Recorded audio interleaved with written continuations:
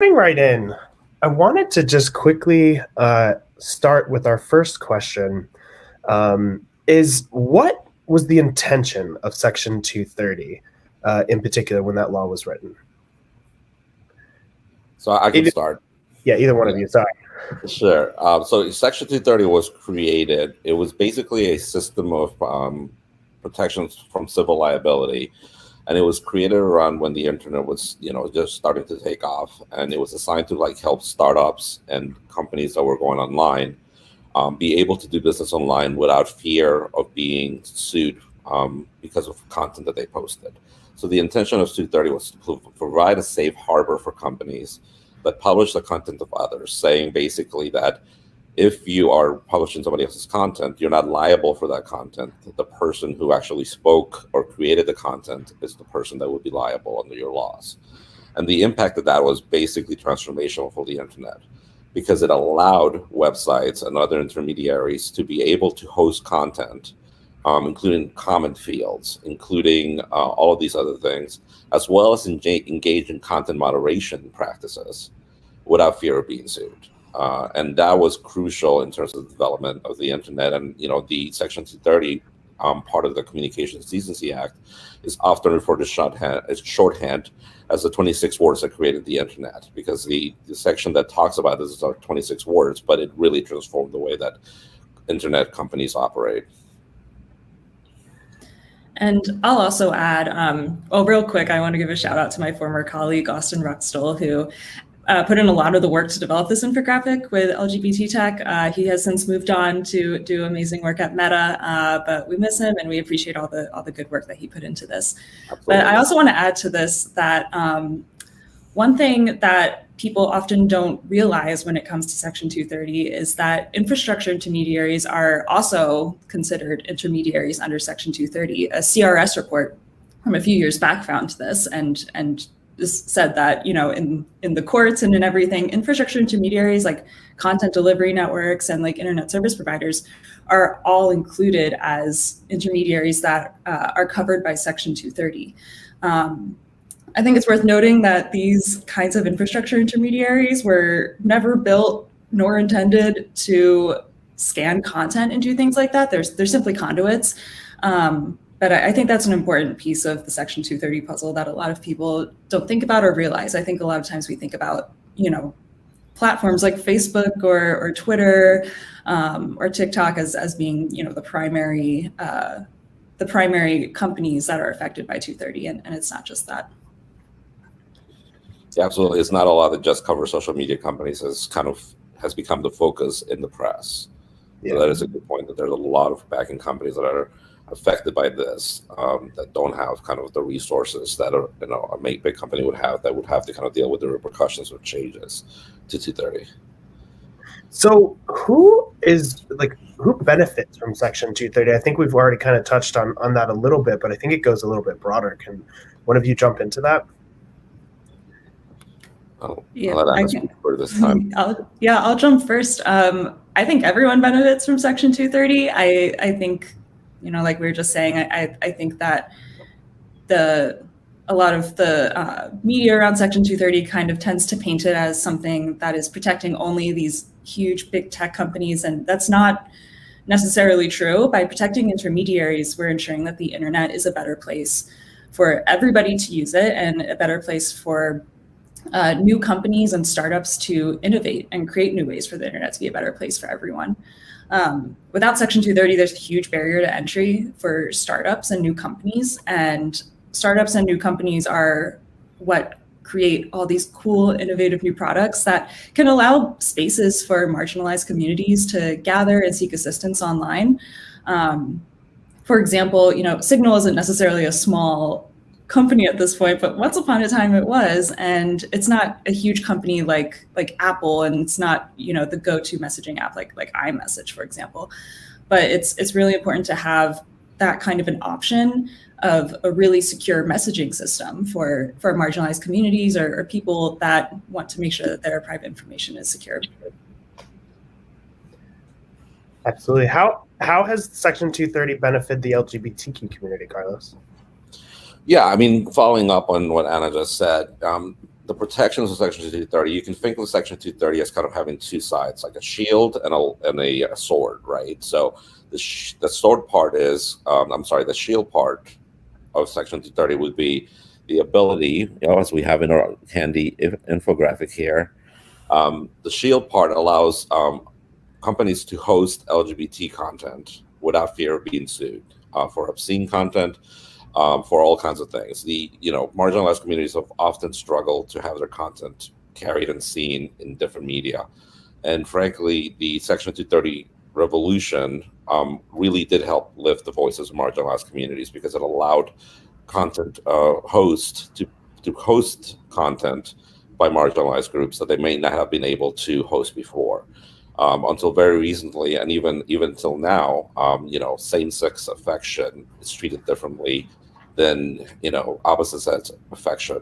Kissing couples that are LGBT may be treated differently online. The images may be treated differently online than couples that are heterosexual. So the ability for companies to use the law as a shield from liability allow them to post content and allow content to live online that they may not have posted otherwise. YouTube, for example, was a very early place where a lot of trans individuals went to see others like them. There were videos on YouTube that started popping up about transitioning, or even tips about just kind of living in a different gender identity.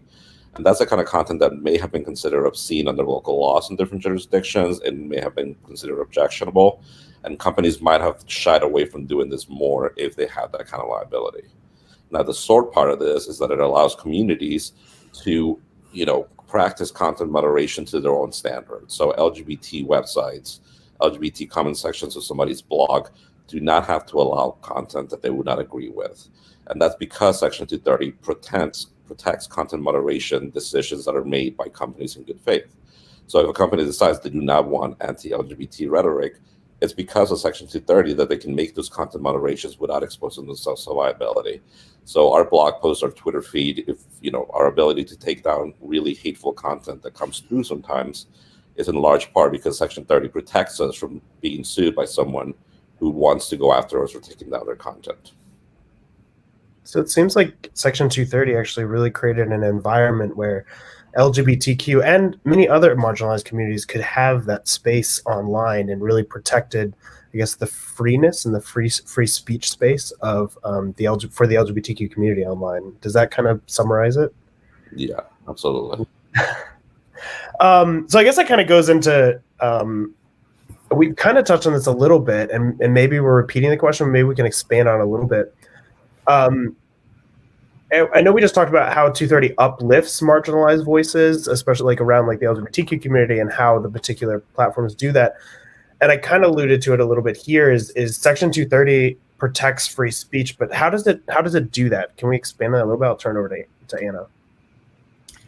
Yeah. So ISOC's focus when it comes to Section 230 is, like I mentioned, a little bit more on the infrastructure side, but it definitely protects free speech when it comes to infrastructure intermediaries as well. Like I mentioned before, infrastructure intermediaries, they're simply pipes, conduits through which data flows. They were never designed to, and they were never intended to scan content. That's simply not in their mission, and that's not what they ever set out to do. Therefore, they should not do this task if they're not meant to do it, and they are not designed to do it. So 230 helps keep this responsibility off of their hands. And without Section 230, it's likely that infrastructure intermediaries and other intermediaries will be a lot more conservative in the content that they allow to flow through their pipes or be posted online. And that'll limit speech online, especially for marginalized communities like Carlos just discussed. And, this idea can also extend to other intermediaries, like social media platforms as well. If they're going to be held liable for the content that their users are posting, they're probably going to be a lot more conservative in the content that they allow to be posted. So in talking about that, it's we keep bringing up who is protected by Section 230, and a portion of the infographic that we produced actually kind of talks about this right at the top.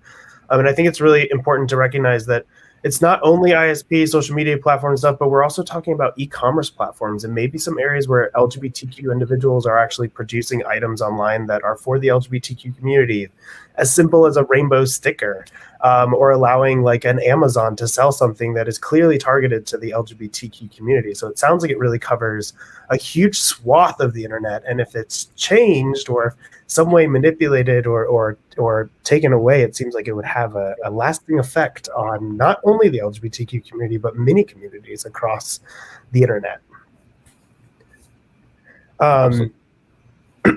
So how do we mitigate the unintended harms that people are experiencing online? Is 230 the only mechanism available to us?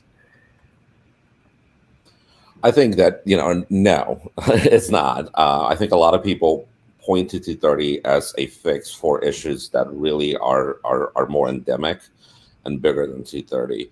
A lot of the arguments that are made around, people being canceled and even like blocked and by Twitter are kind of conflated with First Amendment arguments, which is, the freedom from government action. It doesn't protect you from the action of other private parties.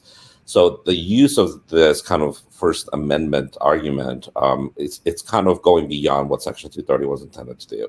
Section 230 doesn't prohibit government speech. It doesn't have government interaction. Section 230 was actually designed, the safe harbor provisions were designed to kind of make sure that it was clear that there was no government voice in Section 230. So there are issues that we have to fix. For example, we do need a comprehensive federal privacy law that I think covers a lot of the things that 230, does not really cover. So, we need to talk about the transparency from companies in terms of what the content is, that, their content decisions that they're making, or how they make content decisions of what stays up or stay down. I think it's important for the public to know how those decisions are made. And therefore, we need kind of regulations around, artificial intelligence rules and just a federal privacy legislation that protects the information of users. So I think that there are bigger areas that we can tackle that cover some of the issues covered by 230, acknowledging that the platforms are not perfect and that there is a lot of content on there that is questionable. But, I think I'm going to just quote what Cam Carey at Brookings has said about this before, is like, first do no harm. Let's make sure that we are not doing something that's going to have unintended consequences, and that the language that we're using still protects marginalized communities, still allows for voices to thrive, and doesn't kind of imply or incur additional liability for providers that are carrying the content of marginalized communities. Because vague language can be the death knell of a lot of these issues, as we've seen in the past with other bills. Yeah, and I totally agree with Carlos, and I love that quote you just mentioned. I totally agree that, Section 230 is a major mechanism. It's a big piece of internet legislation, but it's not the only one. And there are several pieces to the puzzle when it comes to protecting people online. And I think another thing we can talk about is end-to-end encryption is so important. We both know it's super important to both of our organizations to make sure that folks have access to end-to-end encryption. It's super important to the LGBTQ plus community and other marginalized communities. It allows people to communicate securely, to find community or assistance to protect themselves. And I also think just basic digital safety training and media literacy training, I think those are both really important things that people often overlook. I mean, it's just the little things like having many unique passwords and using a password manager and knowing how to identify an email that is a phishing attempt. Those things are all important when it comes to protecting people online too. And those are all things that are pretty simple to implement, and they're pretty simple once you get the hang of it. But those are also all important pieces of the puzzle when it comes to protecting people online. Mm-hmm. So we, as we wrap up, we worked probably well over 6 months on this particular infographic, and we have one that's going to be released today, and really specifically talking about Section 230, as well as intermediate liability as it relates to this law as it reflects globally. As we embarked on this journey, I think one of the most important things for me as someone who is not a lawyer, but super fascinated in tech, but also in the way that we communicate with people. And I think one thing that we really tried to strike with this is explaining what Section 230 is and giving everyone the power, anyone who is just trying to understand a little bit more, the ability to comprehend how this impacts not only their life, but maybe the loved ones around them, and why this law is so important. So if you, we're going to be tweeting out the infographic here shortly, but you can also find it online. lgbttech.org/privacy-security-encryption. That's too long. You can go to lgbttech.org and just search for Section 230. We'll have a blog. We'll have a complete download that you can download both of those, both the Section 230 and intermediate liability. We're most certainly going to be sharing this with representatives and those working on law, because we want to make sure that they understand there's real implications for the LGBTQ community and other marginalized communities when it comes to Section 230 and why it's so important. And that's what our own research is showing, but it's also what our community members are saying. So I'll open up the floor just as we're wrapping up and as we're getting those tweets out. Any closing comments, Anna or Carlos? One thing I'll just mention, like I mentioned before, when it comes to ISAC, we have a very technical mission, and so we don't really have the resources to talk about the First Amendment issues and constitutional issues and all that. But infrastructure intermediaries are definitely a huge part of Section 230, and I would definitely encourage people to keep that in mind. It's more than just social media platforms, and making sure that our intermediaries are shielded with Section 230 is really important to making sure that the internet is interoperable and everyone is connected and everyone's able to innovate on it. So it's very important to protect Section 230. Yeah, I would agree, and I think like our infographic will show, like, marginalized communities have benefit from 230, and well, there's no question that there are changes that need to be made and things that need to be clarified. I think the core of Section 230 needs to be maintained. As we go through all these conversations about content moderation rules and everything else, I keep in mind that content moderation usually doesn't benefit marginalized communities. So we have to be very, very careful when we move forward that we do not have unintended consequences for marginalized communities and other communities that have been able to grow from being online, and whose voices could be silenced if Section 230 is not protected or amended in a way that protects marginalized voices. Fantastic. Well, Anna and Carlos, thank you so much for being here today. We're really excited to get this out into the world. A little bit later this year, we'll be releasing a white paper around this. But first, we wanted the infographic to be out so that we could make sure that everybody understood what we are talking about. My name is Chris Wood. I'm the executive director and co-founder of LGBT Tech. Thank you so much for being here. Carlos and Anna, thank you so much for being here. For all of you watching today, please go ahead and be sure to visit our website, lgbttech.org. You can find the Section 230 and intermediate liability infographics that we're releasing today on our website. Also, join us in conversation online. You can find us at LGBT Tech on Twitter. And please use the hashtags LGBT Tech and Section 230 to join in the conversation. We look forward to seeing you next time. Thanks so much for being here today.